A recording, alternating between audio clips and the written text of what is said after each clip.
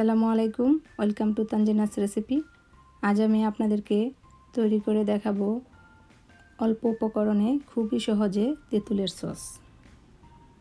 চলুন তাহলে শুরু করা যাক। এখানে 1 কাপ তেঁতুল নিয়েছি, আর এখানে গুড় নিয়েছি 2 টেবিল চামচ, হালকা কুসুম গরম পানি নিয়েছি 1.5 কাপ, আর এখানে মরিচের গুঁড়া, ধনিয়ার গুঁড়া, বিট লবণ, জিরার গুঁড়া, চাট মশলা, এগুলো সব হাফ টিস্পুন করে নিয়েছি। তো এখন তেঁতুলটাকে ভিজিয়ে রাখবো পানিটা দিয়ে 10 মিনিটের জন্য। তো তেঁতুলটা ভিজানো হয়েছে, এখন তেঁতুলটা থেকে কষলিয়ে তেঁতুলের কাঠটা বের করে তারপর আমি যে বিচিগুলো আছে এগুলো উঠিয়ে নেব।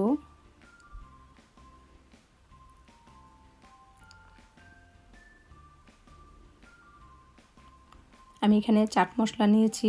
আপনাদের কাছে যদি চাট মশলাটা না থাকে তাহলে চটপটির যে মশলা আছে ওইটাও ইউজ করতে পারবেন। এখন আমি একটি ছাঁকনি দিয়ে যে পাতিলটার মধ্যে এটা জাল দেব সেটার মধ্যে ঢেলে নিয়েছি, মানে সেঁকে নিচ্ছি একটা চামচের সাহায্যে। যে তেঁতুলের যে ময়লাগুলো আছে ওগুলো ছাঁকনির মধ্যে থেকে যাবে, সেই জন্য ছাঁকনিটা দিয়ে ছেঁকে নিতে হবে। তো আমার এখন এটা নেওয়া হয়েছে, আর এখানে মশলাগুলো দিয়ে দিচ্ছি, গুড়টাও দিয়ে দিচ্ছি, আর লবণটা আর গুড় এটা আপনাদের যে যেরকম খেতে পছন্দ করেন জালটা মানে কমিয়ে বাড়িয়ে দেওয়া যাবে। তো এখন চুলার মধ্যে বসিয়ে দিলাম, এটাকে জাল করে নেব।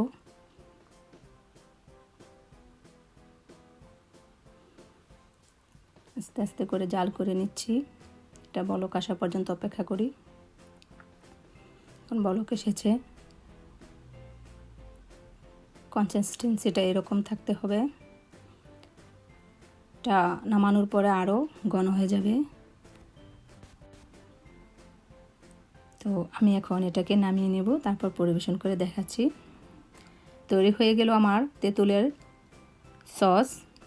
এটা 2 থেকে 3 মাস গড়ে রেখে দিতে পারেন যে কোনো এয়ারটাইট বক্সে বা বয়মে ভরে। তারপর যে কোনো স্ন্যাক্স দিয়ে খাওয়া যায়। এটা সমোসা, সিঙ্গারা, পাকোড়া, রোল সব কিছুতে এটা খাওয়া যায়, সবাই পছন্দ করে। তো আজ এই পর্যন্তই। সবাই ভালো থাকুন, সুস্থ থাকুন। আমার ভিডিওটি লাইক এবং চ্যানেলটি সাবস্ক্রাইব করুন। আল্লাহ হাফেজ।